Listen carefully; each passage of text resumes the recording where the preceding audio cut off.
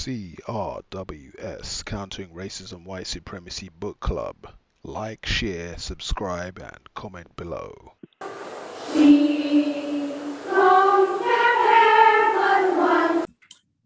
Greetings, everyone. Welcome to CRWS, our attempted counter-racist business meeting on Race Code War, the Power of Words, Images, and Symbols on the Black Psyche by Khari Enaharo. We are discussing pages 194 through 206, and I suspect we are in for a very interesting discussion, because we're talking about Alfred Hitchcock's classic, appreciated by whites globally. We're talking about Batman, and we're talking about Moby Dick. And I found it, Khari Enaharo decoding, to be very interesting and very logical.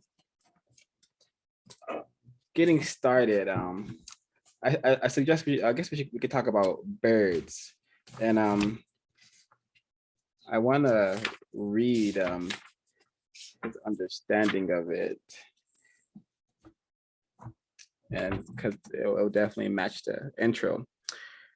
Birds. This is from 194. The birds. Birds are among nature's most lovable creatures, and like many other things, have been used to symbolize color and race in movies. Often in literature, speeches, and real-life examples, many items, from eggplants to raisins, have been used as background props and surrogates to send social messages. The pedigree, color, and type of birds can set off many feelings about things as varied as death and bad luck. Bad luck. The birds that are used to trigger these kinds of emotions and white supremacy folklore are the darkest birds, such as crows, ravens, and blackbirds. These are birds that movie directors use most frequently to represent themes of horror, themes of terror, horror, death, darkness, and blackness. One of the most notable examples is from the motion picture The Birds, directed by Alfred Hitchcock. This clever terror film is a tale about how different species of birds unite and began to terrorize, in fact, declare war against humanity. The bird coalition is led by crows and blackbirds. In decoded racial context, the birds represent a racial population. In the symbolic sense, the blackbirds, crows, and ravens represent Black people.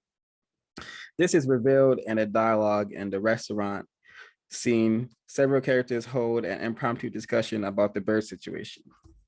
So I think this is very logical. I think it will certainly make sense. I played the intro, which was about less than a minute, I think, or close to a minute.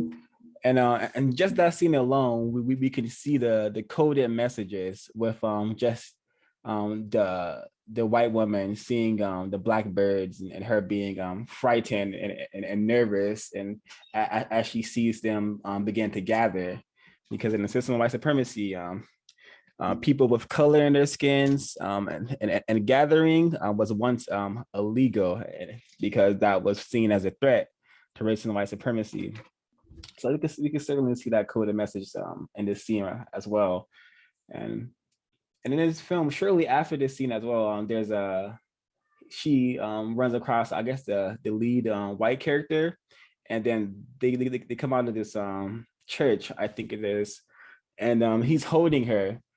And as they're walking past all the black birds who are like looking at them, and I was like, wow, this is supposed to represent like a white couple walking through like a so-called bad neighborhood, aka area where Black people reside, you know.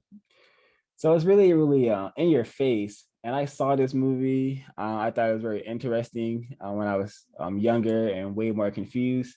Now I just think, oh, this is nonsense. This is nonsensical. I was watching scenes from it and just like laughing at how ridiculous it is. But that's racism and white supremacy for you, you know, just the insanity of it all, where like they could produce a film about birds killing people, and it becomes a classic, renowned, celebrated, and is considered to be one of the best films ever made. I think that's because it strikes the white psyche, and it holds true to what it means to be white and what you have to do if you're white. And you have to maintain the system of white supremacy and prevent the colored creatures from, forming any sort of successful counterattack against you. So I think that's what this film is echoing to white people. And I'll meet my line and see if folks want to share some notes, chime in.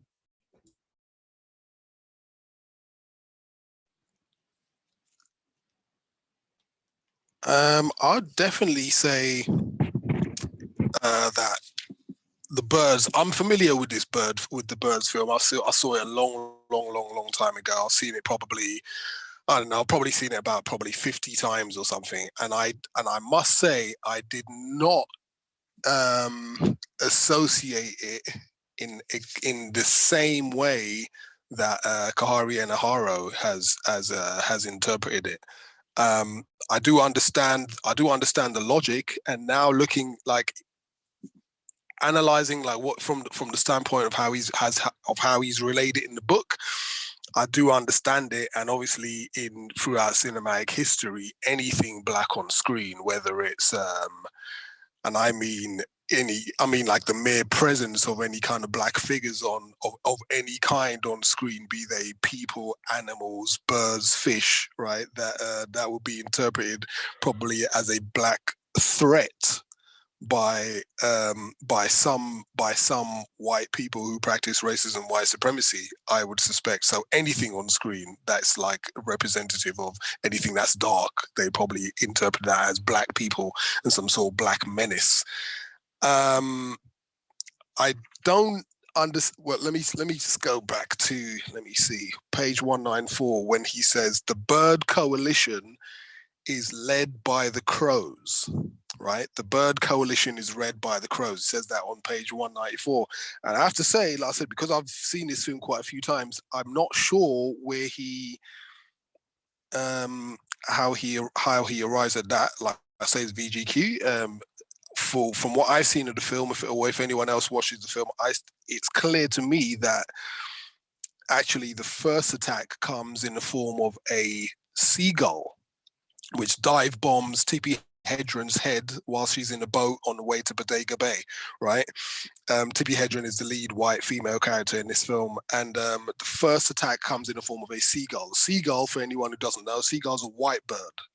It's predominantly white. It has like flecks of gray in it, but it's the gull is generally recognized all over the world. Seagull is generally recognized all over the world as being a white bird, right? So that's the first attack. The second attack is at some sort of children's birthday party where the children and the adults, they can't enjoy their little jelly and ice cream in peace without falling victim to the winged menaces, right? But again, the attack on those children and the adults at the kids' birthday party is perpetrated again by seagulls, right?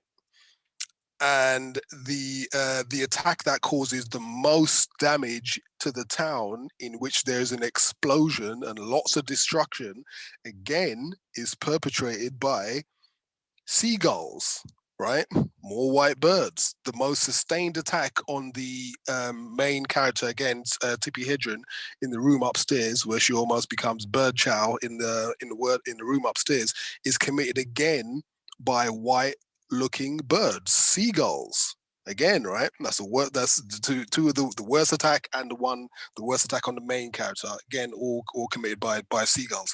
In fact, there are only 2 attacks in this entire film in which crows, black looking birds, are responsible. The imagery notwithstanding, because like I say, I do understand that the black imagery in the film could be interpreted by some white people who practice race and white supremacy as black menacing hordes. So I do understand the imagery, but just pointing out, just for clarity, the only 2 attacks in the film that are committed by crows there's only two of those attacks. And let's not forget also the mother, when she goes to visit her father and finds him doing his sort of like deceased Mr. Magoo impression with his eyes pecked out in the corner of the room and all that, right? That the remnants of the white feathers on the floor, and you can see like I think there's 2 seagulls, one in a broken window, one on the floor as well. That the birds that are responsible for pecking out that guy's eyes, again, seagulls. So, like I say, just for clarity, I don't think the Bird Coalition is led by the Blackbirds. So I'm not sure where he was going there, where he said it was led by the Blackbirds. No, I did think of one thing though when I was watching that and when I was reading the chapter. Sorry to go on, I'll be done in a minute. I mean that some could interpret this film. I mean, some could say that Alfred Hitchcock is attempting to say that certain sections of white people are confusing black people and influencing us to riot. You know, that's a favorite trope of many white supremacists, that some white people who are classified as Jewish, for example, and I had to hear that on Twitter the other day when I was in a Twitter space. There's another white person who doesn't classify themselves as Jewish, is talking about, oh, Jewish people are the people who are most responsible for racism. It's a well-known trope among a lot of white people, right? That they're influencing. So the Jewish people, interestingly, in this Birds movie, the seagulls are predominantly white, but they do have sort of like kind of gray in their wings. So they're almost white. They're white, but they could be, you know, some white people might say, oh, they're not all white. So it's interesting that it fits in with that type of trope as well, right? So the seagulls are in control of the black crows and inducing them to, you know, attack the nice white people on this island. Could be. I have some other notes as well here, but I'll pause for a second to get someone else in.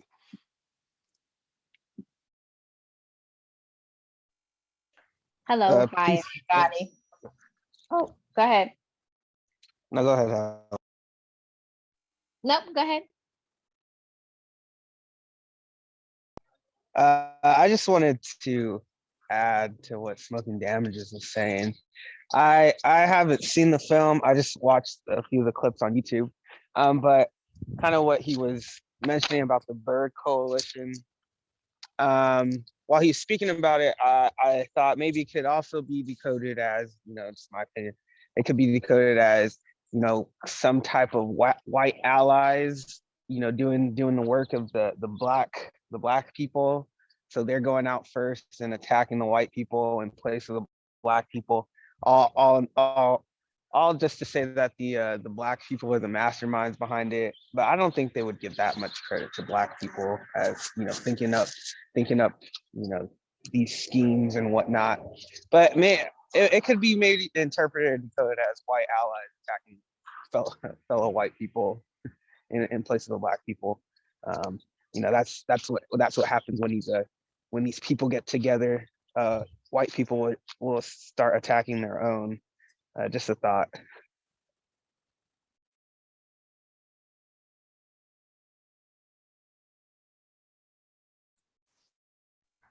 Hello, everyone.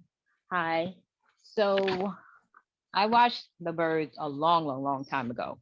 One time in its entirety, and it was playing in the background when I was growing up. So, and I, you know, it was just background noise. I really didn't pay much attention. I never liked The Birds. I'm not a fan of the movie. So I refuse to watch it over again. I'm almost curious to watch it over, but I'm not going to watch it over again. I did watch a whole bunch of clips on YouTube. I think it was like about 11 clips on YouTube on The Birds. And okay, number one, the lead, blonde hair, attacked on boat. Race Cold War talks about how white women have a hierarchy. And look, and after she was picked for this film, she was called That Girl. Very interesting. Yes, the seagulls were mostly white, but their wings were gray. Like both sides of the wings were gray. And there were different scenes where even though the seagulls are attacking, it's not always, but it was done in a dark room. So there were moments when the white seagulls appeared black, appeared extremely dark. So I could see how the author came up with his theory. Um, Let me see what else. The oh, I have so many notes. What else? Oh, that scene with the school. So you notice the white, you notice the blackbirds outside the school. Notice that the school is white as well. I think that's important to take notice. There was a part where Mitch's mom, she went to Dan's house, and I'm just going to top my head. So she goes to Dan's house. I don't know how far the house is or whatever. And she's calling out to him. He's on the floor dead. In the window, it looks like a seagull crashed through the window halfway, got stuck and died, obviously. And on the bed, on the white sheeted bed, there's a blackbird. And I think that's a message to white people. And the fact that Dan was on the ground with his eyes pecked out, and they had it completely black. Something, and also pay attention to what was going on at that time. This movie was made, well, it came out in 1963. So what was going on in the 60s and the 70s? So I think there's something to pay attention to. And there was another part where Melanie, that's the lady on the screen right now, she's over at Mitch's mom's house. And okay, so it was mentioned something about like, oh, the little girl, Mitch's sister, was like, oh, you can stay the night. And Mitch's mom was like, not really, or something like that. Like she wasn't really feeling that idea. And they made a comment about the highway, the freeway. And that made me think about how white people created freeways through Black locations and evicted the Black people from the area where they were residing at that moment. And I think there was a line in there that was very interesting. I suggest everybody to go back and watch that movie. Watch this movie. Any comment on what I just said? Do you know what? I completely agree. The part where you said, watch what was happening around the time when this film came out, because one part I definitely agree with where Khari Enaharo says on page 197, when he says, when decoded, this means Black people are a clear and present lurking danger. This film was released in 1963, and the blackbird symbolized the angry, swarming Black masses rising up against the power of white domination. During this period, urban Black communities were stirring in rebellion. It was a very volatile period. The March on Washington occurred in 1963. And 1 year later, in 1964, Harlem, New York, exploded in a bloody rebellion. In 1965, the Watts area in LA went up in flames and Malcolm X was killed. In 1966, Stokely Carmichael, Kwame Ture, called for Black power, and the African continent was already in the midst of a very powerful political revolution. So yeah, I don't think that these films are released by accident. Imagery is a large thing in the system of racism, white supremacy. So I definitely don't think that should be ignored. That the fact that this bird thing came out when it did. And, like I said, I believe that because this system of race and white supremacy has remained as long as it has, the pathology in the minds of most people who are classified as white, I think most of them that see any kind of characters, any kind of imagery, any sort of figures that are Black, as in crows, blackbirds, etc., that are amassing in any kind of way, they will interpret that in some sort of, this is just amassing bad Black hordes that want to do harm to white people. So yeah, I definitely agree with what Khari Enaharo said there. Yeah, I think this film is definitely a coded message about the race war and white people's will to maintain it and to support it, and their fears surrounding it as well. And thank you for reading that, Smoky Damages. I have a little 5 bit ye- more to say about it. Oh yeah, yeah. As do I. Oh, go Fi- ahead. I'm sorry. yeah, 5 years. 5 years after this movie was released, Malcolm S. I mean, Dr. King was murdered, and as Smokey Diamond just mentioned, 2 years after this film was released, Malcolm X was killed. I think that's significant. I think this film definitely got people, white people, more focused on the race problem. I truly suspect that, and I've learned to decode films as any creature, like any creature in conflict with the lead characters, the white characters, that is a stand-in for a non-white person slash black person. All non-white creatures, all non-white people fit into that. So whether we're seeing like well, for me, whether I'm seeing like a white seagull or anything like that, if it's attacking the white people, and that's definitely like coded as a non-white entity. But it also could be interpreted as those very, very few white people who would, help non-white people to form some sort of counterattack. That is could be why we're presented with such um, grotesque imagery of the white seagull being killed, or by killing itself.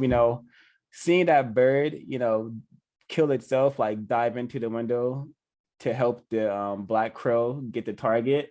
That is code for when a white person goes against the system of white supremacy, they're killing themselves in a sense, because just the survival of the only race on the planet, the white race, that is definitely tied to being white and having white people exist on this planet.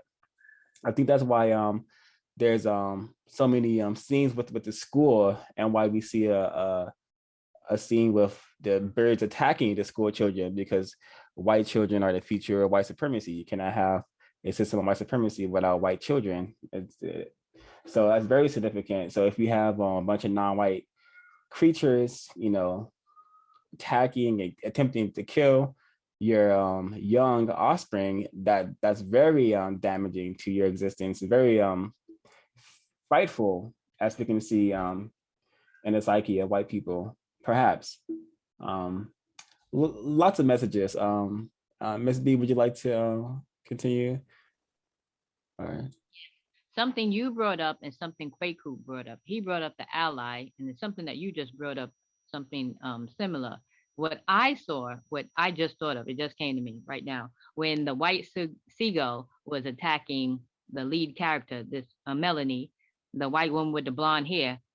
I was thinking that, could it be that the white seagull is another white person and they're trying to get her on code because they know that she's interested in a white guy, but the white guy has brown hair. I know it sounds really far-fetched, but follow me. So, trying to get her on code, could it be that? Could the white seagull represent a white person trying to get Melanie on code? That's why the white seagull is attacking her. That just came to mind. There was a part where Melanie's at Mitch's mom's house and a bunch of birds come in through the chimney. And the birds are brown. Some of them are green, but they're all dark colored birds. And Mitch takes a brown table, a coffee table, and puts it in front of the chimney. That could be racial showcasing, like how white people put that brown person, that the non-white person in front of us. Oh, everything is good, this, that, and the other. And he was using a white claw to swat at the birds. There was another part where when they went to exit the house, he went out one door and his sister, the mom, and Melanie went out the front door. So I took that as like white people, like, oh, they're not in unison, like they're working separately, but really they are working together. That's how I saw that. Oh, I can go on and on about this movie. I found so many different things. Yeah, I'll just move on. I might come back later, but yeah, I'll move on for now.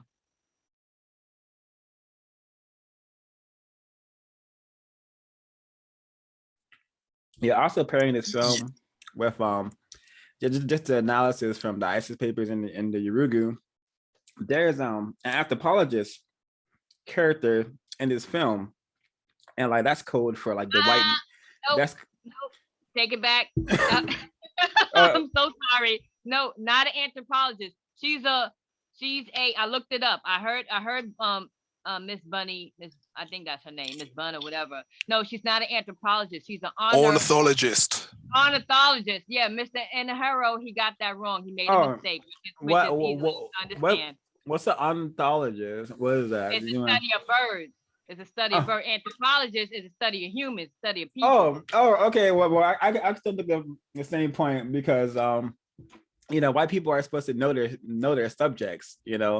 Birds, a subjugated and dominated creature, is not supposed to attack its masters. But in this film, that's what we see happening. So we have to see that character, the white knower, and I guess we get that in the ontologist character. Would have been the same if it was an anthropologist, I think. Yeah, I think yeah, I just want to read some more because his analysis I think are really just excellent, and I highlighted so much, but I don't want to take up everyone's Sunday evening, so I won't read all of them, but I will read some more. All right, this is from 195. The restaurant scene features a frustrated white male in a hat and business suit who had just walked into the restaurant and ordered a drink while consuming his beverage. He makes some startling yet very provocative comments. He responds to a conversation about the birds had overrun a captain's boat by saying the captains should have just shot them. They are all just scavengers anyway. Most birds are. Get yourself some guns and wipe them off the face of the earth. The businessman appears to be conservative and angry. His use of the word scavengers is quite telling. The word scavenger is very similar to the spelling of savages. It is close enough to make the connection in the coded context. It is so close that the script had to cover itself by saying most birds are scavengers. This is designed to shield the real meaning. His statement urging people to get a gun and shoot these savages dovetails the widespread belief that Black people might overrun the suburbs and therefore white people should get the guns and be prepared. When his statements are decoded, they read as follows. Captain should have shot all of them. They are all just shot savages anyway. Most of these Black niggers are. Get yourself some guns and wipe them niggers off the face of the earth. And this part reminds me of Yurugu, the section with which he covers the aspect of white behavior, which he calls European behavior. And just their mentality to wipe things off the face of the planet, just to eliminate non-white things, at any moment, systematically, just to maintain their system and to give themselves a little more pleasure and comfort in this system. So I think that scene is definitely like a Yurugu moment, Welsing moment, fear of genetic annihilation, and also just racism in plain sight if you know what we're looking at.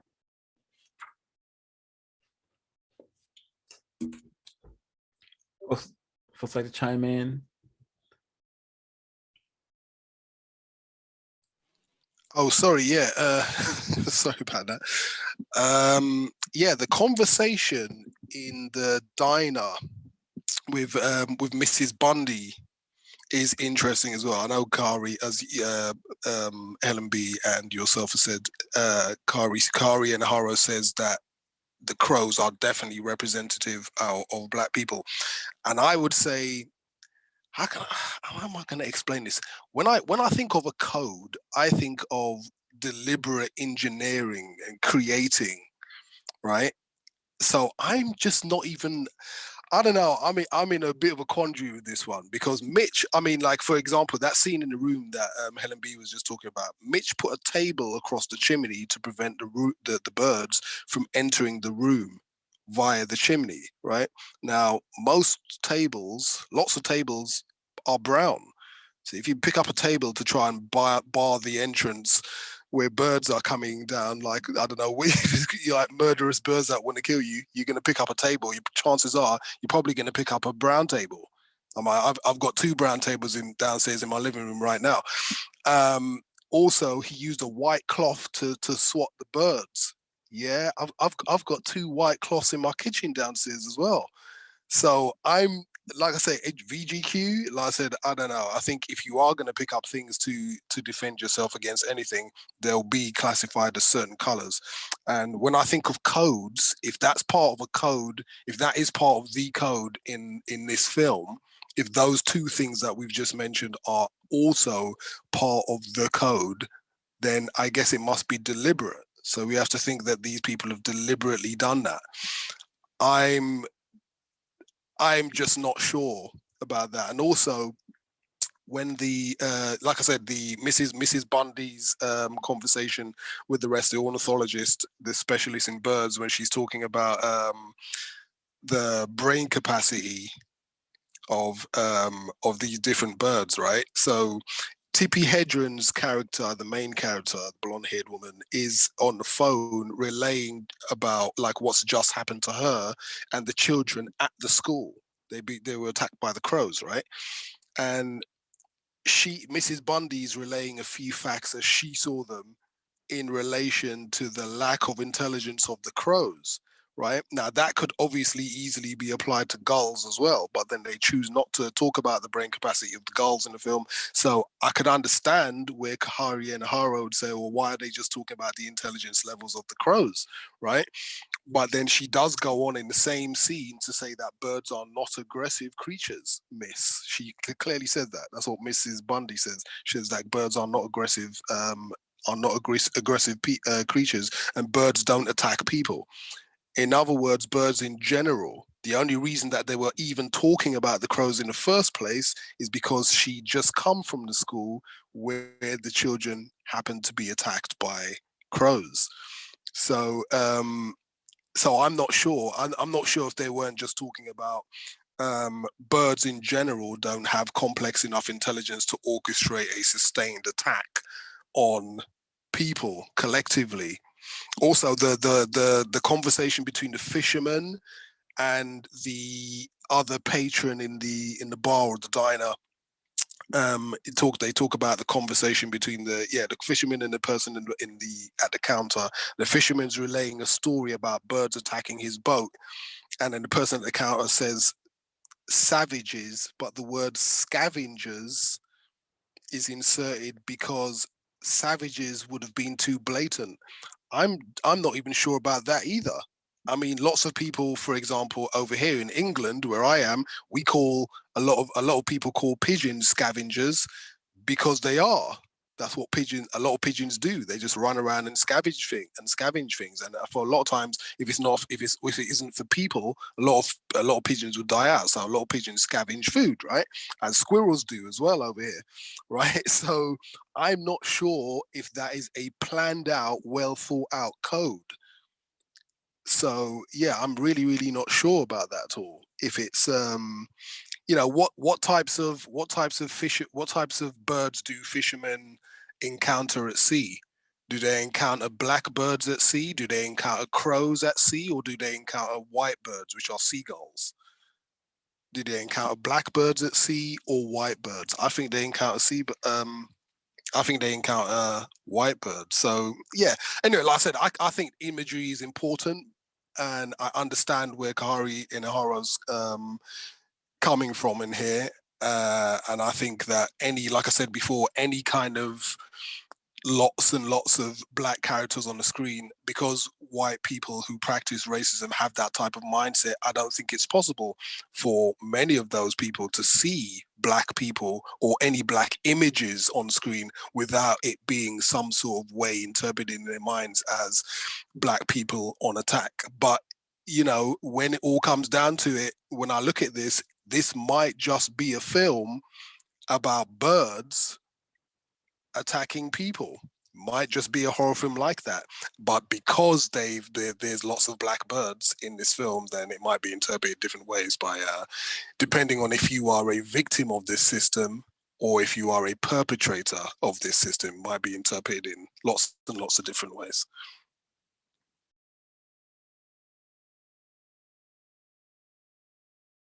Thank you, Smoking Damages. Very well said.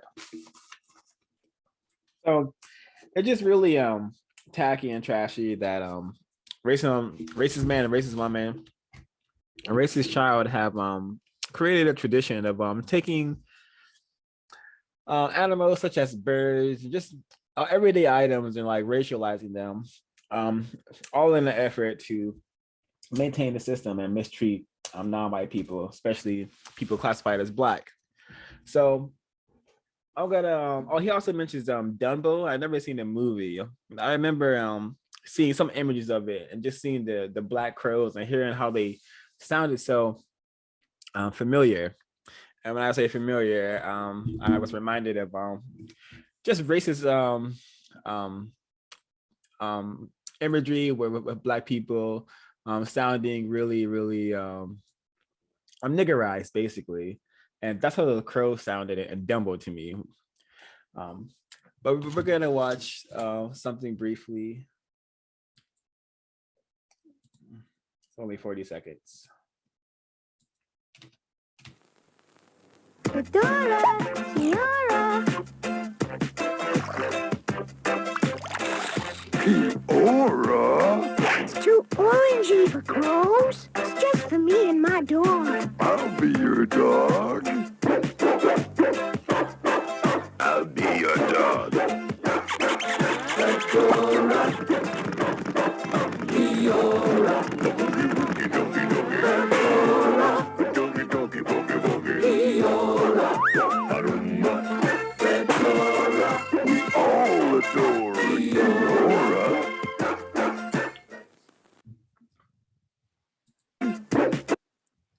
I mean, can you imagine that? That was playing on the screen in the 80s.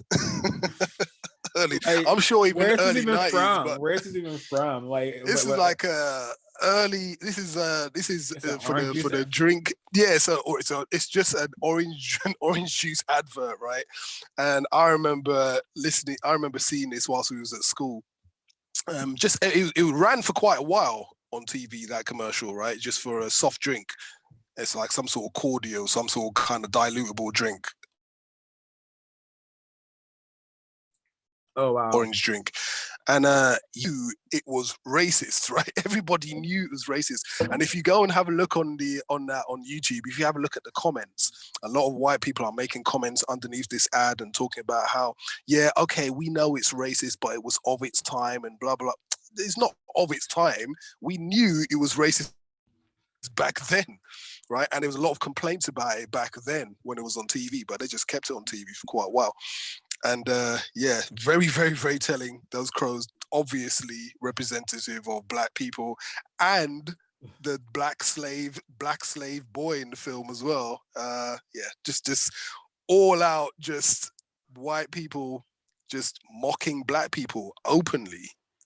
Just mocking Black people, having fun in a system of racism, white supremacy. Yeah, like this is super doubly refined because we have here white people using racism to promote poison to non-white people because I don't know. I'm pretty sure this is targeted towards non-white people. I don't see a lot of white characters drinking orange juice.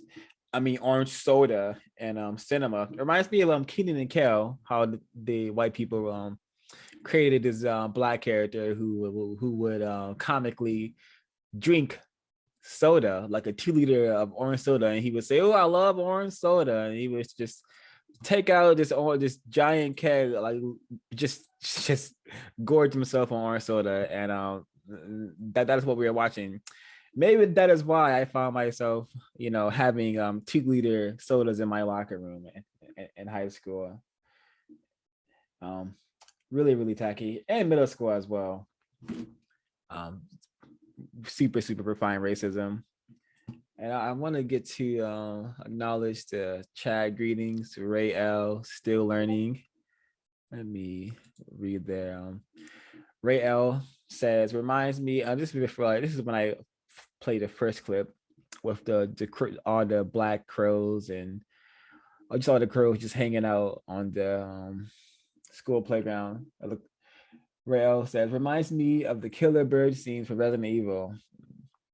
And yeah, there's in area 3, like all mediums of entertainment, whether it's video games, comics or cartoons, they have done a wonderful job at creating dark, scary creatures. And when white people play these and interact with these pieces of content, their white psyche understands that, yeah, this is a nigger I'm killing right here, scary niggers that I have to kill and mistreat to maintain my system.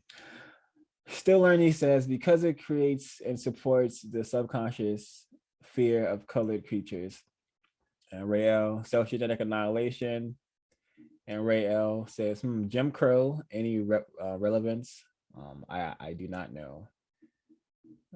But and Still Learning says, Jim Crow, in response to Ray L, Jim Crow was like a caricature from the early 20th century. The laws developed to control the opportunities of Black people at that time was named after the caricature. That makes sense. It makes a lot of sense. Yeah, would folks like to share any more comments or words about the birds, this sort of symbolism?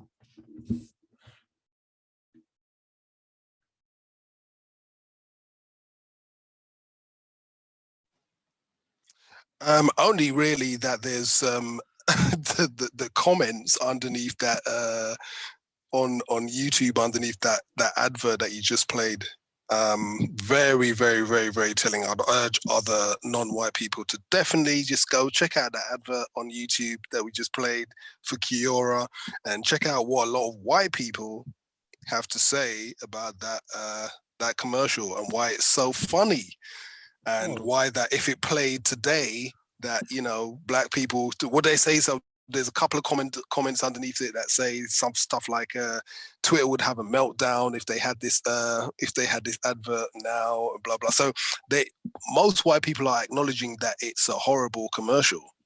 They're acknowledging that it's overtly racist, but yet they're still saying the general consensus behind most white people are commenting on this thing is that you Black people should just kind of get over it. It's just a joke. You guys take yourselves too seriously, just get over this type of stuff. It's just an advert, So what if we're taking a piss out of you? Just get over yourselves. It's a joke. Yeah. System of white supremacy.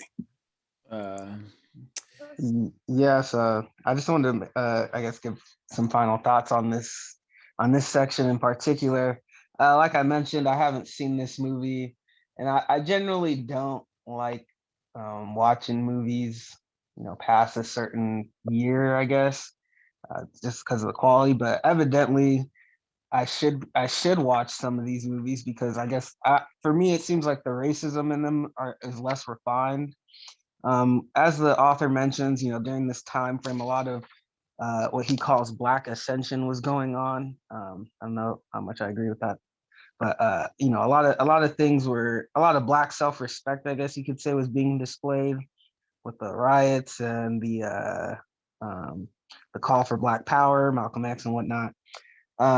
So the idea, the concept that this movie was made during that time, I think, for me, I agree with the authors, meaning that these blackbirds represent Black people, and also when he talked about Dumbo. I haven't seen the movie, but I'm vaguely familiar with Dumbo, and I think I do remember the crow characters.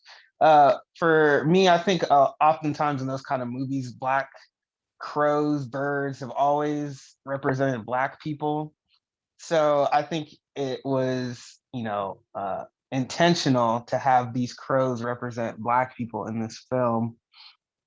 The racism in this is less refined. I think I think it's harder in some cases to see the racism, the symbolism in these films. This kind of film kind of lays the groundwork, right? The blueprint helps us understand that racist man, racist women do this in their movies. They continue to do it. They've been doing it for a long time, and they're just getting better at it. They're refining their practices of it. They may not use black birds anymore, but they'll use people dressed up in black to represent represent these symbols. That's all I had to say about this film. One quick thing about this scene in particular. First thing that came to mind that in New York City, they were getting rid of this program for children who are, I guess, you could say scholars or whatever. And they were going to allow non-white children into the program to balance things out, so-called. And the white parents, they went berserk. They were like, no, that's not fair. This is not right. So that's what this scene, that's what I thought of when I saw this scene. Yeah, and to add, I think, the director, the writer of this film, I think, the goal, from what I'm understanding, under system of racism, white supremacy, is to use this kind of imagery to strike fear and motivate white people. So even though for me, I might watch this film as a victim of racism, and it seems like these birds, they might not be, they may not be of any like instant threat or anything, but to white people, the intention is to instill fear in them, be afraid that these white people, these black monsters are coming to get you. They're coming to steal your children, coming to hurt you. So I'm starting to understand more that in these films, and a lot of films and media, the goal is to strike fear into white people. And in these films like this one, the goal is to make white people afraid. And ultimately, that's what motivates them, according to Francis Chris Wilson. That's all I have. Thank you, Kwaku. I would agree. They are motivated by just fear of the loss of their system. Like David Fuller said, you take away white supremacy from racists, you haven't taken anything or something. You've taken everything. So it makes a lot of sense. And what else will make a lot of sense if you really begin to think about it? And I really enjoy this section coming up here. The Dark Knight, Batman, Bruce Wayne, because I used to consider myself a fan of this character, a fanatic. I thought I knew him, and when I was more confused, I thought I had a great understanding of the character. I just thought, okay, Bruce Wayne, Batman, is he's just an insane person. He's an insane person. He dresses like a bat and goes around and fights other insane people who dress up as other things. Now notice, I didn't say white person. I didn't say any of that because I didn't even view him as probably a white person. I just saw him as a person when I was more confused. But now as I am less confused, I understand that Batman, the Cape Crusader, the Darkest of Nights, he's a insane racist white person. That's a more correct description of this character. He's an insane white person, racist, who practices immense amounts of deceit and direct violence, and uses Black people and non-white females in a manner of various ways. I reminded of the character Lucius Fox from The Dark Knight, with Heath Ledger and Christian Bale, and how Lucius Fox was just Batman's little helper.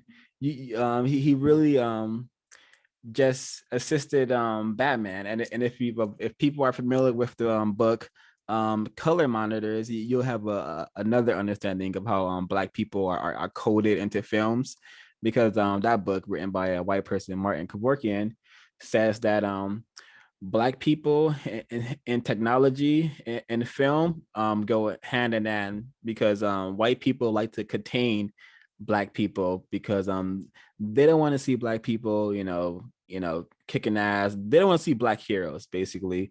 So Black people are allowed to sit in front of a computer screen while contained in a small room, and that's what Lucius Fox does. And what's his name? Lucius Fox. What does Lucius mean? Some dictionaries say that it means light, and fox is an animal. So I think that's a coded racist name, naming a Black male a animal, a fox. And he could represent light, because in that film he does give Batman the light to see all where people are, like where all people are who have a phone in that film. So I think that's a really refined coded message that we're seeing in these films. If people can combine all the text, if you combine race code war with color monitors and ISIS paper, if you just combine all our understanding, we can really see a lot of messages in these films, I think. And did just my own analysis. This is not from what we read. And really, really interesting. I'll mute my line for now, see if folks want to chime in. Yeah, just quickly on 199, page 199, where Khari Enaharo says the war on crime means, in symbolic connotation, a war on dark and Black people. All of Batman's regalia suggests that he perceives blackness, darkness, and crime as one and the same. He is called Dark Knight, which when decoded means a Black character fighting the dark evil, or fire with fire. Yeah, he's called the Dark Knight, which when decoded means a Black character fighting the dark evil, or fire with fire. So you need a Black person or a Black figure to go against these Black people or these Black animals.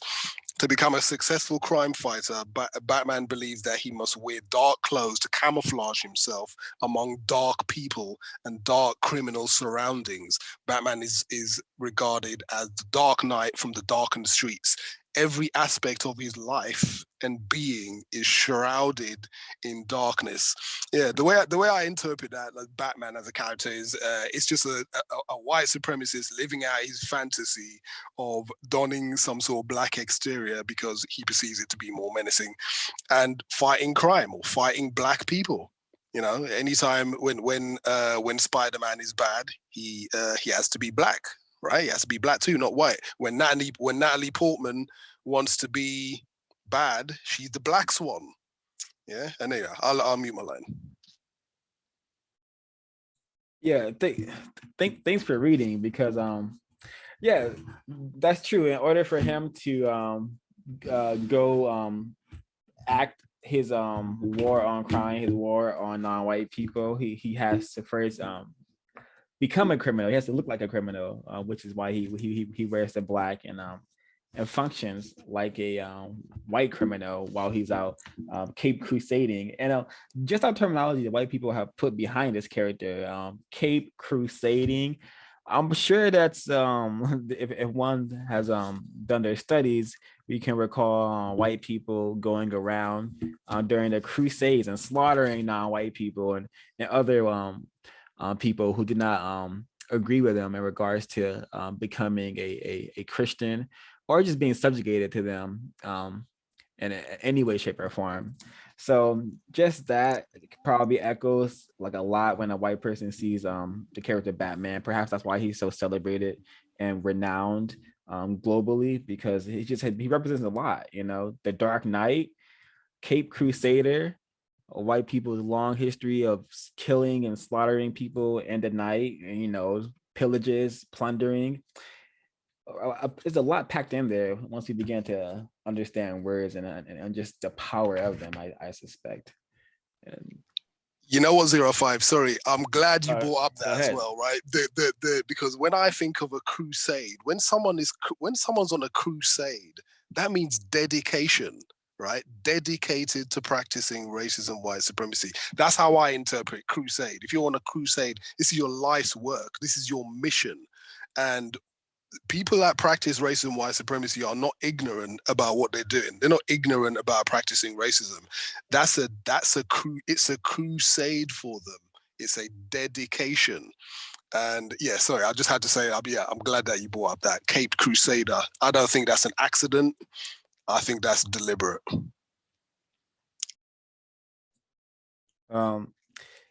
Yeah, and yeah, this is an awesome time to just roasting moment, because subconscious or conscious, deliberate or not, it really doesn't matter. It's there. It's plain sight. The Dark Knight, Caped Crusader, we're able to see it. And now we are decoding it. So I'm gonna read a little bit more about Batman from Khari Enaharo's understanding. For this from page 199. What does this symbolism really mean? The Batman character is also part of a contradictory image and desire to be or to worship a Black hero. For many years, Batman provided millions of young white males an opportunity to fulfill these dreams, like Elvis Presley, or Black man. Like Elvis Presley, Batman, or Black man, enabled millions of people to deal with their distorted fantasies about Blackness and color. The Batman character was different from Superman. The Superman character symbolized all the white American virtues. The Clark Kent character originated from Smallville, USA, or when decoded, the suburban area. He represents the middle-class suburban white boy. Bruce Wayne's character comes from traditional white family wealth in New York City. Both comic book characters lost their parents as children, but Bruce Wayne's character is just the opposite of Superman's. Bruce Wayne is a white male with the power to clean up the problems of the Dark Peril. He is rich, powerful, and politically connected. He also harbors a deep desire to be a Black man. He has a deep fascination with darkness and a deeper fascination with Blackness. In the daytime, he is the perfect white male and does all the good white things. He has all of the authoritative white boy credentials. He is unattached, influential, and highly cultured. He is the idealization of the perfect, powerful white male. However, like Superman, he is a master deceiver. He goes to great lengths to protect a lie. He is the master of deception and illusion. He wears a huge black mask to conceal his face and identity. This means that he is trying to not reveal his true identity or real intentions. Because he is a deceiver of people, it also means that he can freely engage in the wonderfulness of Blackness and at the same time serve as a watchdog of Black people. A man who is dedicated to the implementation of justice has no reason to practice deception. So Batman claims to be dedicated to serve Gotham, but practices master just lots of deceit. And there's a whole lot of racist logic that goes behind why he does that. But in a system of justice, that wouldn't be happening.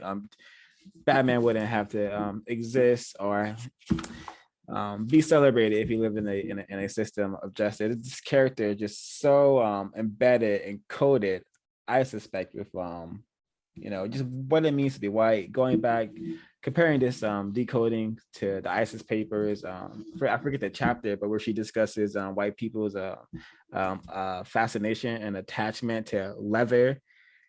There's I think let me see. I think the Batman Forever film, we can see Batman in a leather, and it is often written in the comics that he's wearing leather. So there we can see another well-taken moment, and their attachment with dark leather. Just look at this outfit, his outfit right here, and think of a dominatrix, or think of a gimp suit, maybe the one from Pulp Fiction. Not that different. Very, very. Oh, can't see the suspect. image. Oh, let me see. Oh, it should be there. You can't see. You can. Is everyone else having an issue seeing the image on the screen? I can see something. I can see something now. Yep, I can see something now. Yep. All right, and there's lots of interesting things coming from the chat. I won't read all of it, but I will read. Still learning, crusades, doing God's work. The tenet for the system of wasting white supremacy. Yeah, that is correct. Go ahead. I had a comment for that section you just read, particularly the last part, and I don't know if anybody else kind of realized something similar, but on 200, I'll just read the part because I had it highlighted. It says he wears a huge black mask to conceal his face and identity. This means that he is trying to reveal his true identity or real intentions because he's a deceiver of people. It also means that he can freely engage in the wonderfulness of Blackness and at the same time serve as a watchdog of Black people. For me, I instantly thought of like tragic arrangements and how oftentimes white people, it really shows the confusion on the part of the victim, because now these white people are allowed to come in, hide their true intentions behind so-called loving Black females or Black males, and now they're able to freely engage in the wonderfulness of so-called Blackness, whatever that means, but ultimately just serve as a watchdog of Black people. So that instantly I thought, oh, that black mask, that must mean, having a Black male, having a Black female, and being able to do whatever you want, and nobody suspecting you of practicing racism. So I think that can be said also for the Dark Knight. Nobody ever expects Batman to be practicing racism, right? Everybody expects him to be a superhero vigilante, fighting for the common good. But I think that's farthest thing from the truth. I don't know if anybody else had that kind of thought, but that's what I thought when I heard that particular section.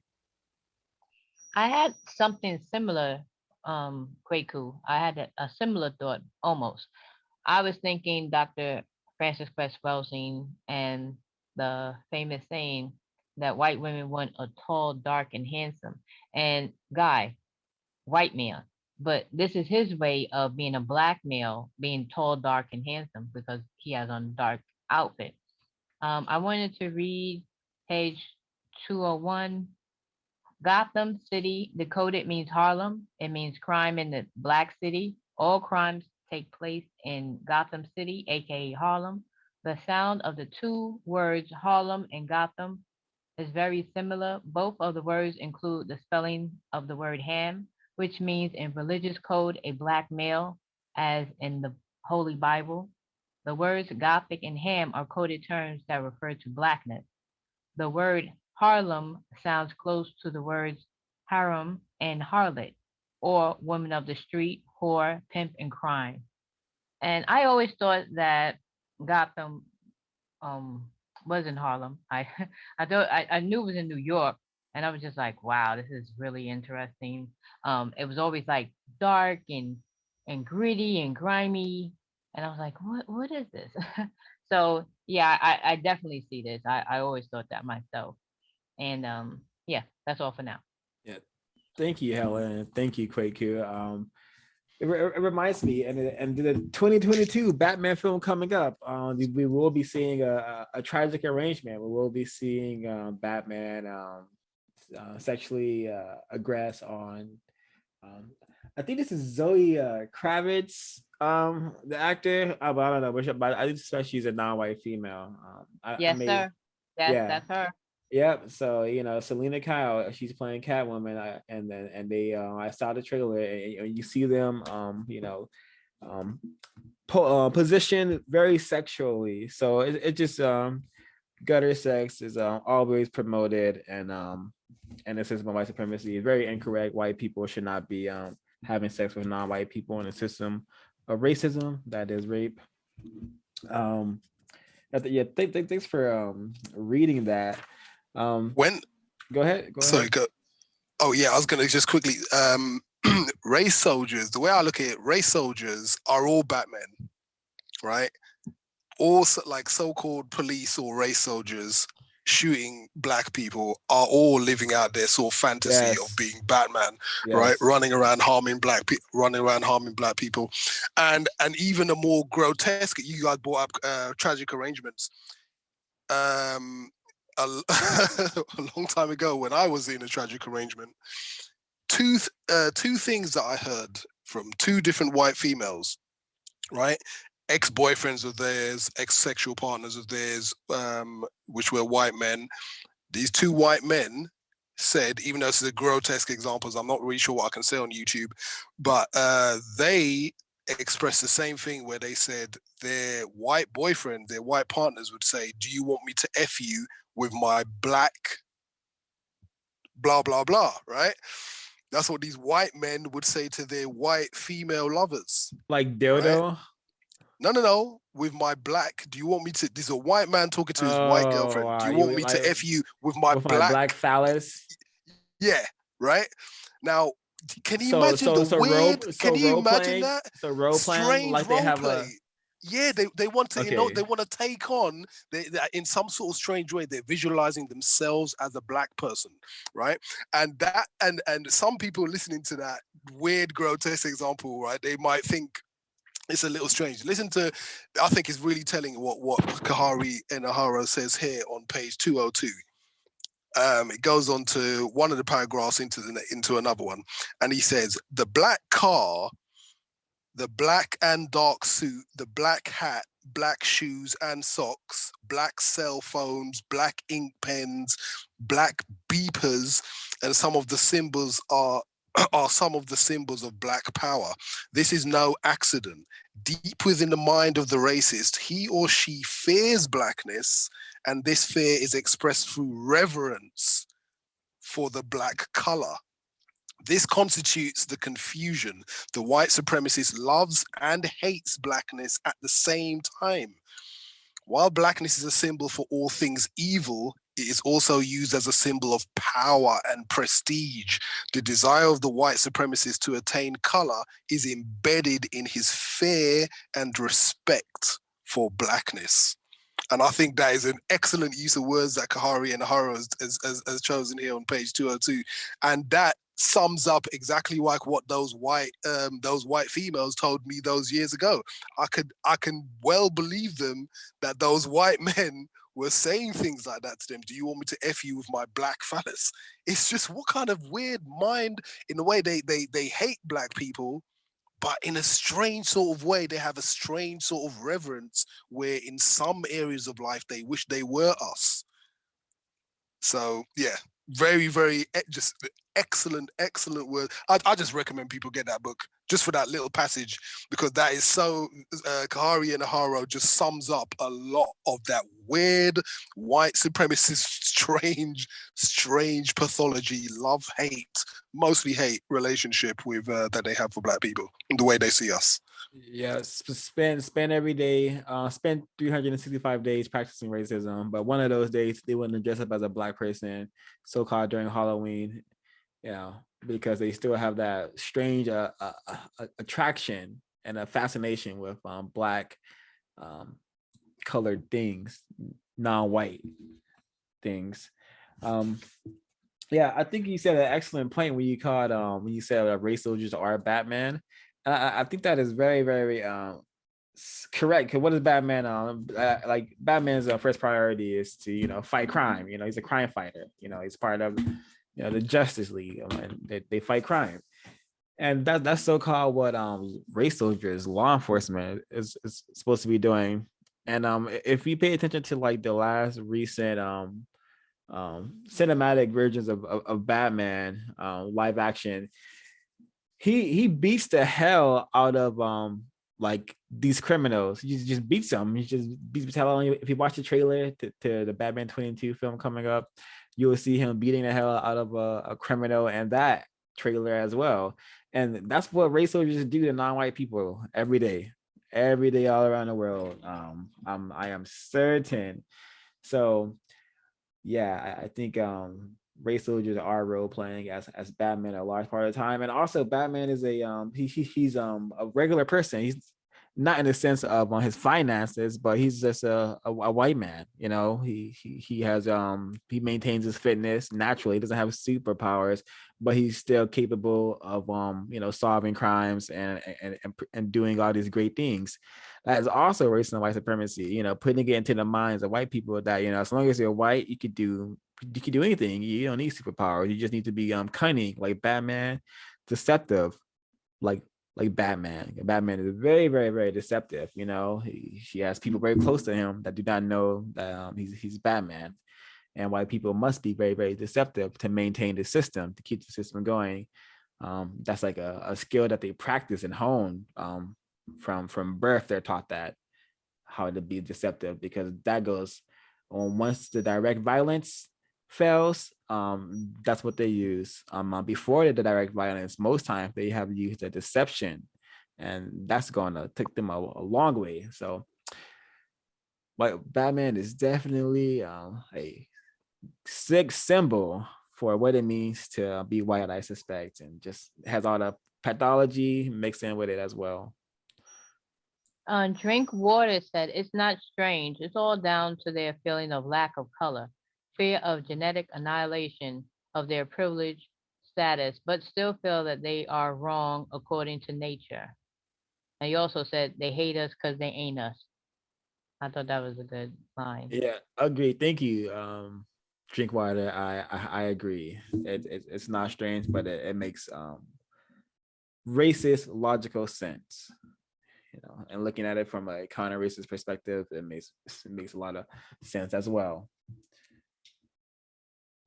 Reminds me of what something Neely Fuller said about the reason why white people do not like Black people, because they are not Black people. Still Learning says, why else would a supreme person need to inhibit a less powerful person unless the supreme person is actually a fake and uses physical and administrative violence to hide their weakness? Yeah, that is correct. That is a tactic used in the system.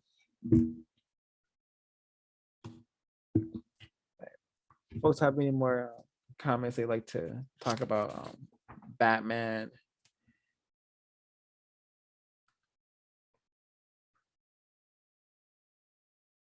Yeah, I hope folks understand that Batman is evident that just how zany and insane we have all been made. Like Batman is if we were correct thinking people, we would view Batman as a insane racist who goes out and instead of producing a system of justice, gets pleasure and glory from beating up people and yeah, really incorrect. And he's worshipped. People get this character tattooed on him. We got films coming out with him making billions of dollars in this system. So white people are very, very insane. Their characters they create are insane, and non-white people, myself included, are very, very insane as well, right next to white people. But I think white people are more insane because they produce all of this insanity that we have to counter. I think one way that Batman continues to confuse a lot of us victims is through like you'll see on the film, he's rich, tons of resources, political pull, whatever you want, whatever a powerful white male has, Batman has it, and I think it's also important that even though he wears this, all this Black clothing, you can still see his face, right? His mouth. So you can confirm he's a white person, but I should add that. But even though he has all this political power and all these resources, it seems like that's not enough to end the system or the crime that's being had in the fictional Gotham. He has to dress up in Black and go fight Black people or crime people dressed in Black. And I think it confuses people because oftentimes you see, like, I guess philanthropists also doing that. They'll donate some money to these organizations, or he'll build a hospital or something, or build a school. But I think, that one thing that we have to remember is that that is not enough to end the system of racism. There will be a number of racist white supremacists who will, donate buildings, money, and they know it will not be enough to end the system of racism.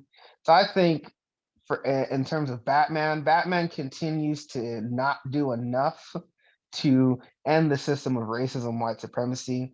I think Batman greatly benefits from the crime that is in that city, because without the crime, there would be no Batman. And I don't think he would, because of how insane he is, I don't think he would want that to end. So he's never going to do enough to end that system and the fictional crime in that city. Just like racist man, racist woman will never do enough to end the system of racism, white supremacy. They'll give a couple trinkets, they'll donate a couple hospitals, they'll donate some buildings, they'll give a couple of black children, black offspring, some scholarships to go to school, but it will never be enough. And I think that is what is being represented in this film with Batman. Well, just a character of Batman, I would say the character, just the whole, what does it mean to be Batman? And then, what does Batman mean in the system of white supremacy, and what it means to be, I think it just means white. Batman is a good example of like, just how white people function and would like to function and what they have fun doing.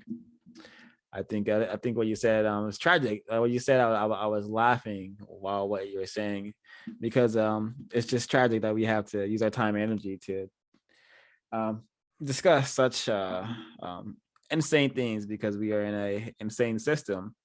But Batman, like white people who want to maintain the system of white supremacy and racism are not gonna end the crime of racism and produce justice, because it would take away all their pleasure and all their comfort and just the ability to practice racism. So something has to, we have to get enough non-white people codified with thought, speech, and behavior, so the race problem can be eliminated.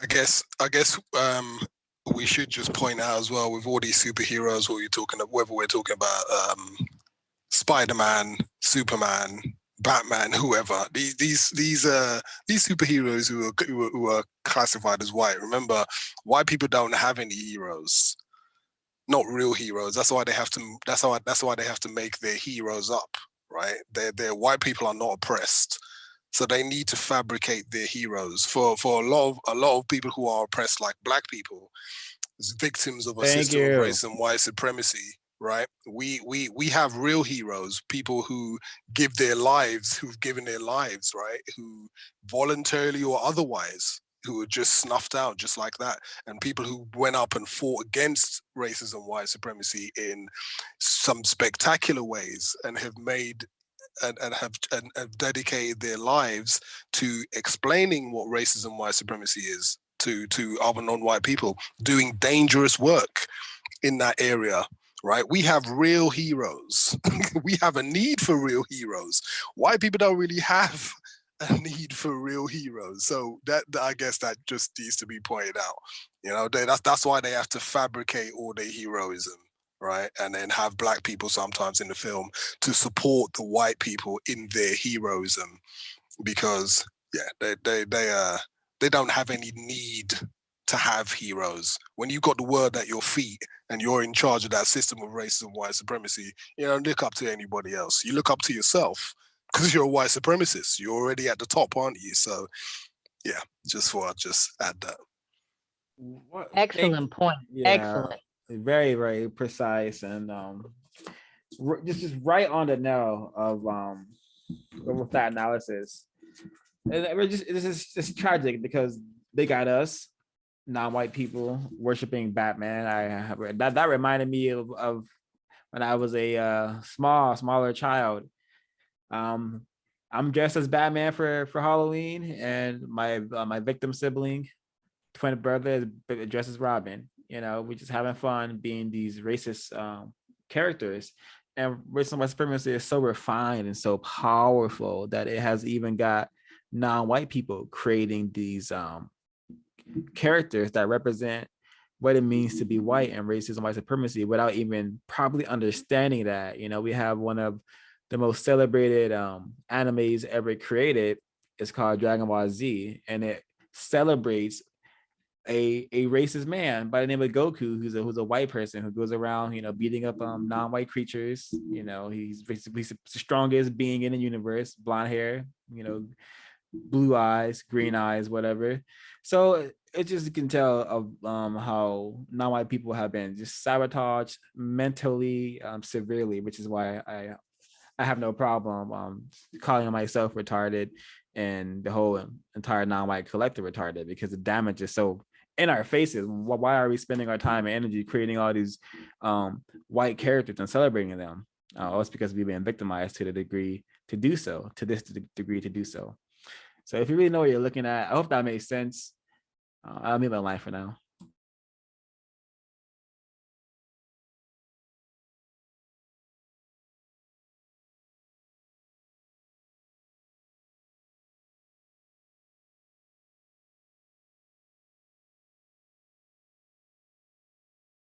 If you don't have any more notes on Batman, we could go on to the final film we will be discussing, which is Moby Dick and the Great White Whale. I'm just getting started. This film, Moby Dick, is just really just riddled with homoeroticism, like just coded with just anti-sexual sentiments. I think I could be very, very wrong. The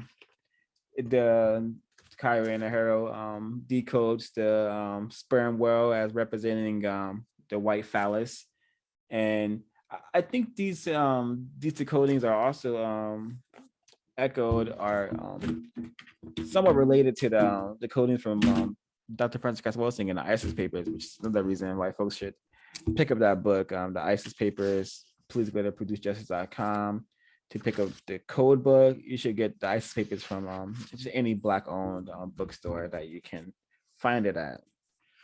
And Race Code War from, again, any Black-owned bookstore that you can find it at, but you probably won't be able to find it there, so you may have to use Amazon. Very constructive reads, very constructive pieces of information that can help one to understand just the sort of domination we are really under, the sort of subjugation, and why this just this work is important, and why more non-white people should be serious about codifying their thought, speech, and behaviors. Anyway, so we got the white phallus here, the white symbol, and even in this this book cover here, I see this as this sperm whale here, this white phallus symbol about to penetrate this small, tiny brown ship. And you could take that to mean whatever you take it to mean. But folks like to get us started with sharing some notes on the Moby Dick. Been going on for a while. Well, Moby Dick, I have heard of this legend or fantasy, whatever you want to call it, for a very, very long time. I've never cared to read it, never cared about it, but I could see why it would be very important to racist men, racist women, to white people all over the planet. Why, and the symbolism it provides for them. I think white people have, over the centuries, conquered, I guess you could say, the seas. So they are for the most part, the only people allowed to be on the waters. So the fictional Moby Dick whale, I guess, makes sense for them. When the author's breaking it down in the story, or in the text, I should say, sorry. It made a lot of sense.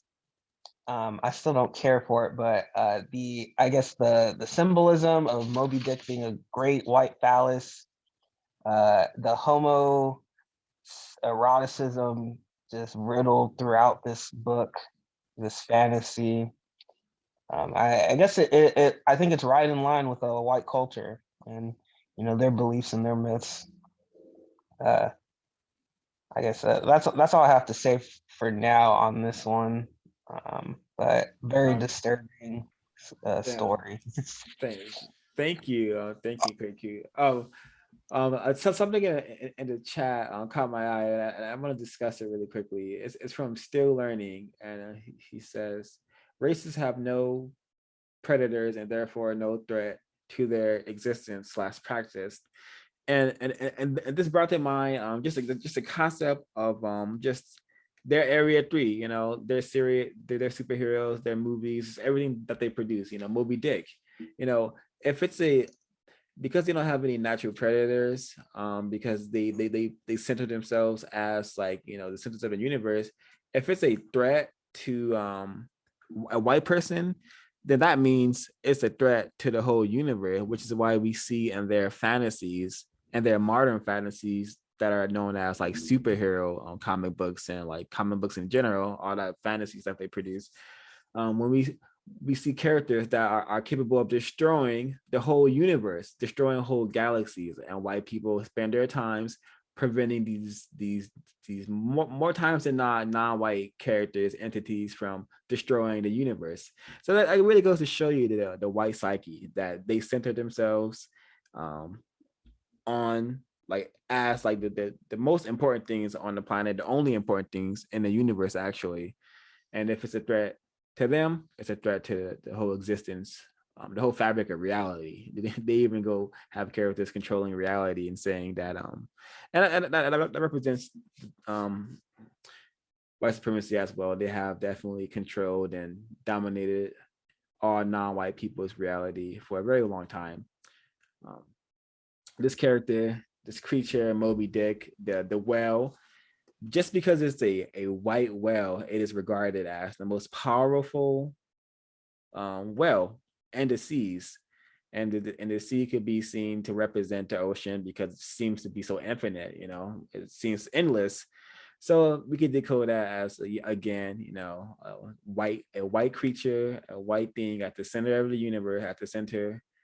And in this film, in this book, the white creature wins. It wins, and a lot of non-white people die, and a homosexual white man dies as well. A suspected homosexual. I don't know if he's to me he's a homosexual, anti-sexual.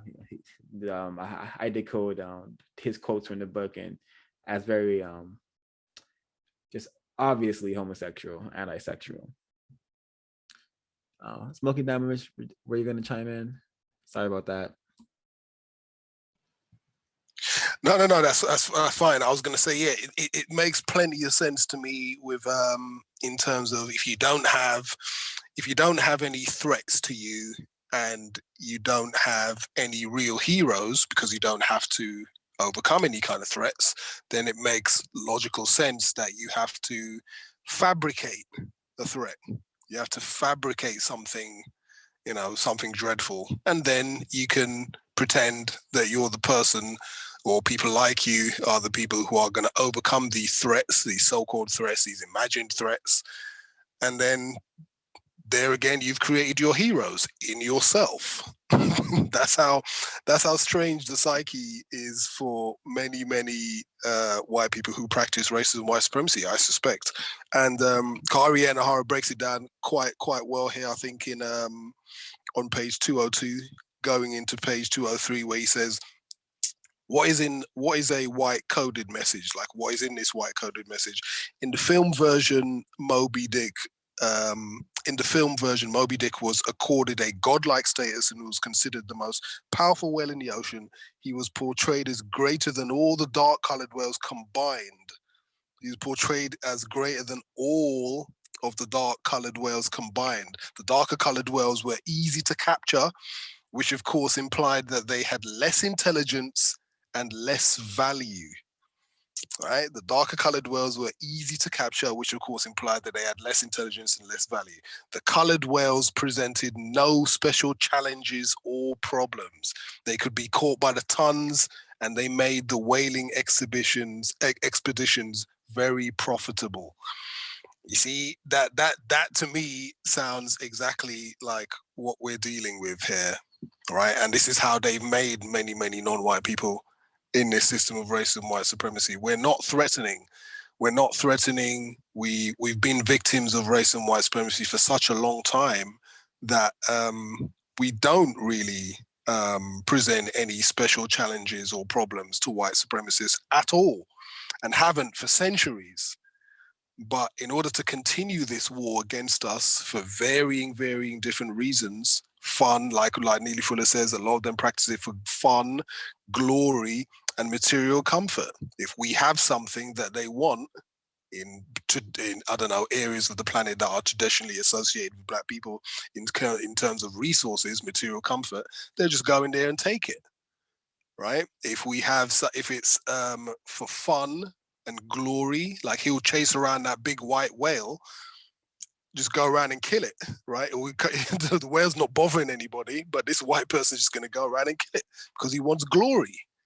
You know, if you don't, like I said, if you don't have anything, if you've got everything already, you're going to need to do that type of stuff just to kind of, I guess, keep yourself going mentally. You know, that's just my interpretation of what it means to be white, or why some white people practice racism, white supremacy. I want to read from page 204. A quick note. Those white people engaged in the practice of white supremacy have exhibited a relentless and restless desire to search for things in nature that are not naturally white. They look for and glorify the great white shark, white gorilla, white monkeys, white bats, a white elephant, a white horse, white tiger, and so forth. And if you think that, oh, we're being far-fetched with the anti-sex and Moby Dick, read the book Shaft by a man named something Tiedemann. Yeah, and you'll see what we're talking about. Another thing I want to read, the unmistakable inferences in that, because he is a white whale, which sounds like white male. That's my thing. He possesses a greater gift of intelligence, instinct, and toughness. Yeah. That also goes along the lines of the Dark Knight, Batman. Yeah, that's all I have for now. Precisely to Smoky Damages, and to you as well, Helen B.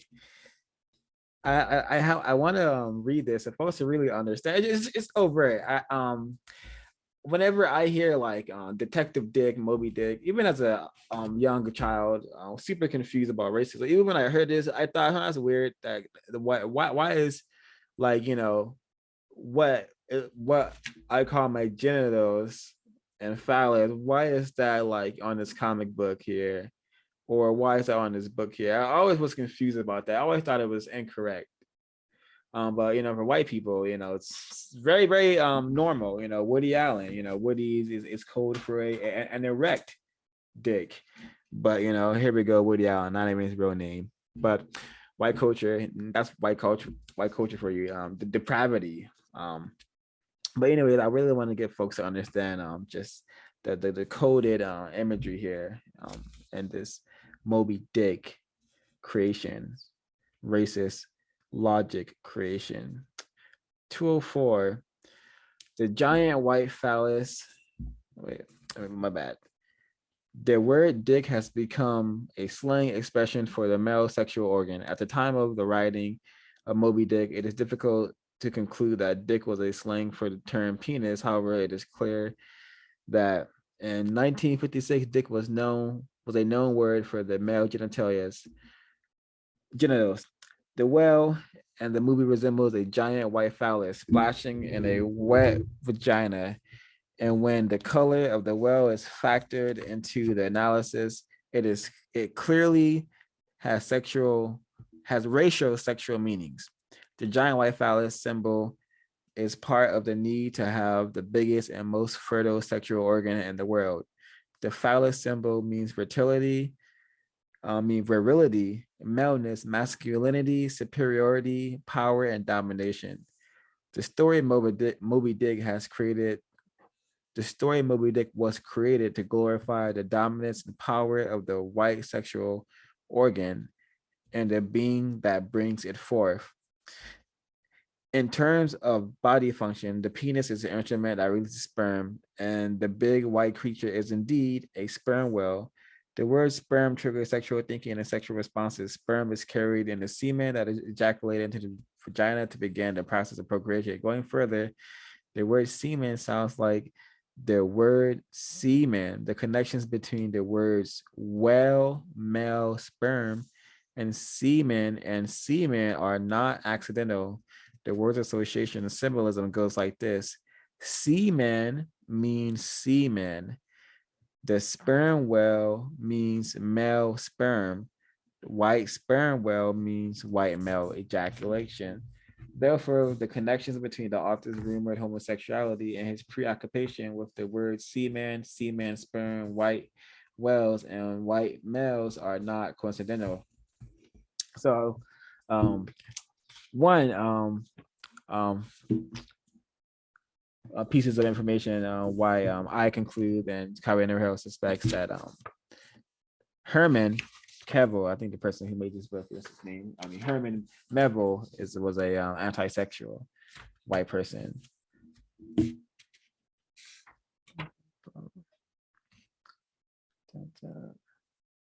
So he has another section about Moby Dick being godlike and like a godlike creature, and I that was touched on by Smoky Damages and Helen by reading and mentioning the parts where just comparing the colored whales to the white whale, how they're easier to capture. So Moby Dick, he is the victor in this film, symbolizing that, you know, white sperm, white procreation, you know, is the victor, you know, so white people don't worry, you know, white people are still going to be able to procreate. And we didn't even kill a white person who wanted to procreate. We killed a homosexual. So we didn't even take out one of our own. It's not even like a high value white sacrifice. It just, you know, it's anti-sexual. Yeah, it's one of our own, but you know, this is our business. We sacrifice our own all the time. So I think that's why this film is so celebrated, why there's been so many recreations, miniseries, films, black and white films, color films, because it, again, how does the system of white supremacy racism work? Just like this film, you know, protect white people's ability to maintain themselves in the manner that they want to, which is through racism and white supremacy. That's how they want to maintain their numbers, by dominating us. They don't need to, but that's how they choose to. Their fear of genetic annihilation has led them to mistreat us globally in a very, very refined and sophisticated manner that many of us non-white people cannot detect. And that just goes to show how much we've been victimized and how damaged we've been by them. But, and yeah, I'll pause for there. See if folks want to comment, chime in.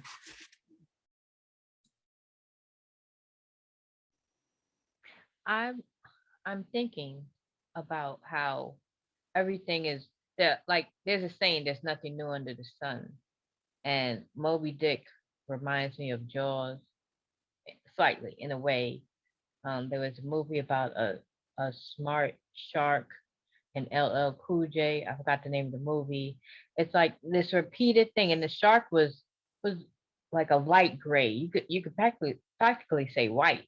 Oh, Deep Blue And Sea. yeah, Deep Blue Sea. Yes, thank you for that. And it's like they just keep recycling the same thing with small small changes, but or major changes. But if you really look deeper into it, it's all the same thing over and over again. And yeah, I wish that that is something that we could pay attention to as non-white people.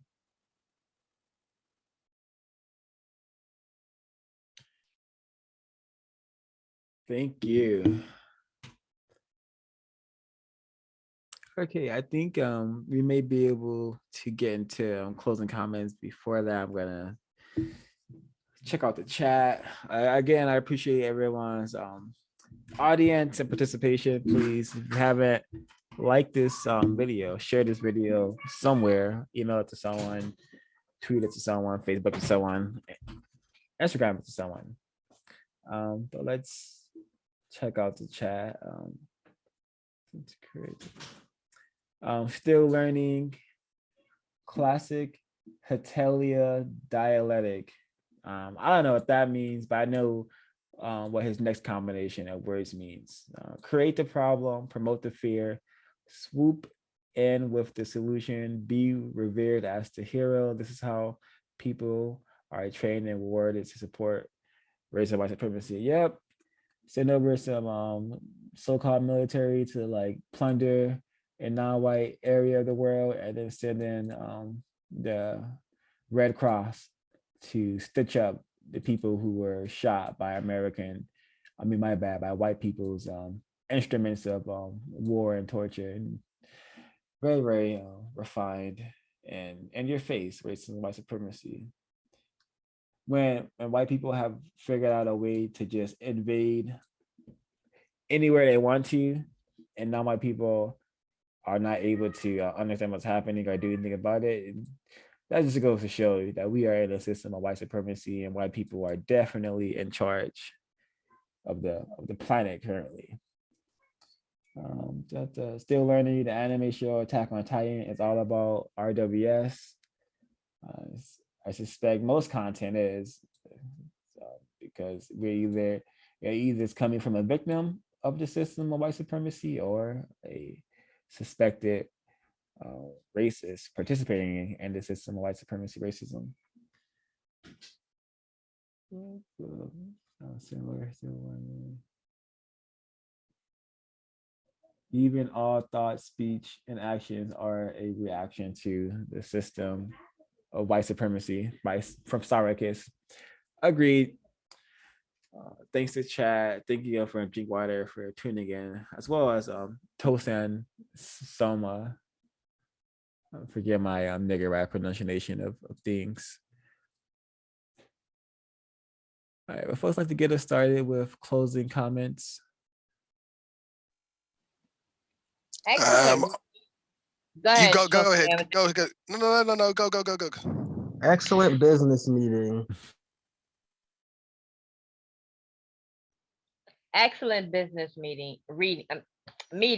and I definitely like the parts about the bird. I'm so interested into, one day I'm gonna watch the whole movie, right? And and definitely decode it. And this whole book just got me so excited and so like like I'm just ready to get into entertainment and watch stuff and decode it. Like that's exciting to me. And learning about racism is very exciting, and I enjoy it. I mean, I don't enjoy being under the system, but I do enjoy decoding and reading and learning and everything else. So I thank you, CRWS 05, for this Sunday business meeting. And yeah, I'm out. Yeah, on that note, I'll definitely urge white people listen to this, definitely tune in next week, because it looks like the next part of this book here in Race Code War, we're going to be tackling we might even be verbally urinating all over your favorite white supremacist films like Star Wars, Superman, right? I know a lot of us really, really like these films, Star Wars and Superman, so we're going to be dissecting them, just analyze for racism. Anything you watch in entertainment, analyze for racism.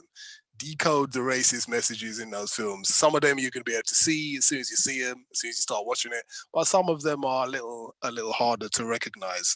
Like Superman as an example. A lot of white people like Superman, powerful white man. who could end racism if he wants to, but refuses. That's why a lot of white people. I could finish the show next week on that comment, right? A lot of white people, they love Superman so much because he's a white person who could end racism, but just doesn't want to and will never ever do it. But anyway, yeah, stay tuned next week for CRWS because we're going to be talking about those films and more. I think we're actually going to be talking about Planet of the Apes as well. So yeah.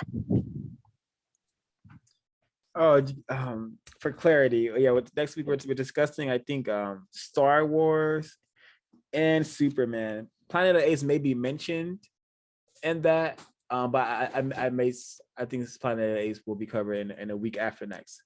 But anyways, thank you, Smoky Damages, for my closing. I've been saying a lot during this section when covering Moby Dick that this book is written by a anti-sexual white person, and also the main character, Captain Ahab, is also perhaps a coded as a homosexual, anti-sexual, secretly. And so this is going to be my closing. This section is called "The Hunt for White Dick," and I'm just going to read this, and folks can think about. I'm not going to comment on it afterward. I'm just going to read it, and folks can just think about it. Whatever they want to think about it. From 203, The Hunt for White Dick. Captain Ahab's hunt for the white whale was based on his need for revenge, mental and spiritual obsession, and his desire to be made a whole man. Ahab believed that he was less than a whole man because of the loss of his leg. In a motion picture, his peg leg had a white covering. This was designed to show that his manhood had been destroyed. His objective was to capture the whale and thus garner many things, including his phallus. He had lost his leg symbolically his phallus. In previous attempts to capture Moby Dick, the white whale had in effect taken away his dick. The old seaman believed that he could only be made whole in the symbolic context by fortifying powers of the great white male sperm whale. This is why at the end of the movie, he drowns while attempting to kill Moby Dick. His quest to compensate for the loss of his phallus is never realized. The creator of the Moby Dick character was Herman Melville, who was rumored to be a homosexual. Could he have created Captain Ahab because he was fascinated with white penises? If he were a homosexual, he would have spent his life pursuing sexual satisfaction from males. Was Moby Dick a racially and sexually coded story about his own sexual frustrations? Was he in search of a big white penis in his neighborhood? The word whale is very close in spelling and sound to the word male. In the world of racial symbolism, Moby Dick, the great white whale, is a metaphor for Dick. The great white male, even the physical features of the whale in the movie version resemble that of a white penis. The intense association between the white whale, a white male, and homosexuality is clear. A quick note: those white people who engage in the practice of white supremacy have exhibited a relentless and restless desire to search for things. Okay, that's not what I wanted to read. So yeah, that's what I wanted to say. And I'm not saying this to say homosexuality is wrong. I know homosexuality, antisexual behavior goes, that's white culture. It's normal for white people. It's when they promote non-white people to behave in that manner where it begins to get acutely incorrect. I'll meet my line. Oh, I think that was all of the closing comments. Oh, all right, that's all of us, wasn't it? I believe so. Yes, it was. All right, thanks to the audience. Hope to see y'all next week. Please like, share, and comment on this. And when I upload the official video of this, please do the same, like, comment, and share it. CRWS signing out. Please have a constructive Sunday.